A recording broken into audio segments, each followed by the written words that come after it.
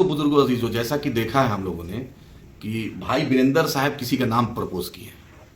तो भाई वीरेंद्र जी, संसदीय बोर्ड के आप मेंबर हैं। तेज प्रताप यादव जो हैं, राजद के जो पहले थे मंत्री, उनसे पहले फरिया लीजिए। वो जो पंचायत सचिव से फरिया लीजिए। आप एमआईएम को दाल भात समझते हैं क्या, जो आप डिक्टेट कर दीजिएगा? हाँ, जिनका भी आप नाम प्रपोज कर रहे हैं, अल्लाह ने जब आपको इख्तियार दिया था तो कहा नहीं सिवान में लोकसभा का टिकट दे दिए थे? हाँ, अशफाक करीम साहब की जगह मुंशी मैनेजर को हरियाणा का दे दिए थे। फिर उससे पहले लालू जी बे को हरियाणा का मुंशी मैनेजर को देते थे। तो बिहार हरियाणा का मुंशी मैनेजर का पालना है क्या कि सब हरियाणा के जितना लोग हैं सबको बिहार राज्यसभा भेजने के लिए बना है? शरद यादव जी की फैमिली तो दिखी नहीं कि उनको बेचारा आखिरी समय में पार्टी विलय किया तो उसको दिए नहीं, और बिहार का यादव दिखा नहीं। आज तक राजद ने किसी दलित को राज्यसभा भेजा नहीं। और एमआईएम पर फैसला आप नहीं थोप सकते हैं। जो आप बैठ के, आप तो कहीं है नहीं।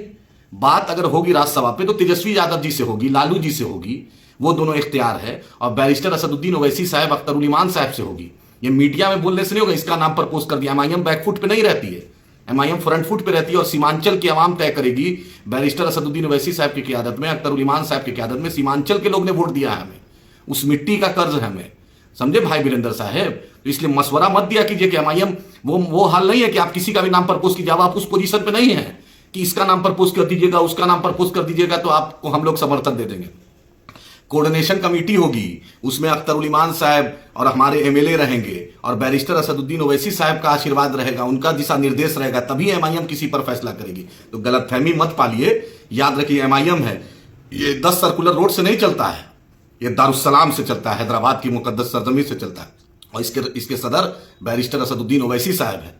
तो अपने लोग को बोल दीजिए कि थोड़ा बोले, संभल के बोले। अभी 2026 में भी जरूरत पड़ेगी, 28 में भी इंशाल्लाह जरूरत पड़ेगी, 30 में भी जरूरत पड़ेगी। और अल्लाह अभी जरूरत का सिलसिला शुरू कर दिया। हमेशा अब राजद को एमआईएम की बैसाखी की जरूरत पड़ेगी। तो थोड़ा अदब से, थोड़ा तहजीब से, ये एमआईएम है, यहाँ शेरवानी चलती है, यहाँ बिरयानी चलती है। और जहाँ शेरवानी चलती है, जहाँ बिरयानी चलती है, तो अच्छे अच्छे की परेशानी निकाल देती है। इसलिए उम्मीद है कि आप समझिएगा, राजद के लोग समझेंगे। अगर बात करना है तो तेजस्वी जी बात करें, बात करना है तो लालू जी करें। और बैरिस्टर असदुद्दीन ओवैसी साहब, अख्तर उल ईमान साहब, मेरे पार्टी के अध्यक्ष, मेरे रियासती सदर, उनसे बात कीजिए। मीडिया से हम बात नहीं करते हैं। उम्मीद है ये मैसेज राजद के टॉप लीडरशिप सुनेगी, सभी लोग सुनेंगे। और हम भी बीजेपी को हराना चाहते हैं, लेकिन तहजीब तमद्दुन में, प्रोटोकॉल में, सिस्टम में सबको लेके चलिए। ये अहंकार की राजनीति नहीं चलेगी, कॉन्फिडेंस में लेके चलिएगा, तब आगे बहुत जाइएगा। वरना 25 सीट पर हैं, कल 10-12 सीट पे आ जाइएगा, कोई देर नहीं लगती। अच्छे अच्छे को बिहार की जनता ने बता दिया, हमारा भी लक्ष्य भाजपा को हराना है। लेकिन आपको जो सिस्टम है, सिस्टम को फॉलो करना पड़ेगा और एमआईएम का प्रोटोकॉल को फॉलो करना पड़ेगा। शुक्रिया।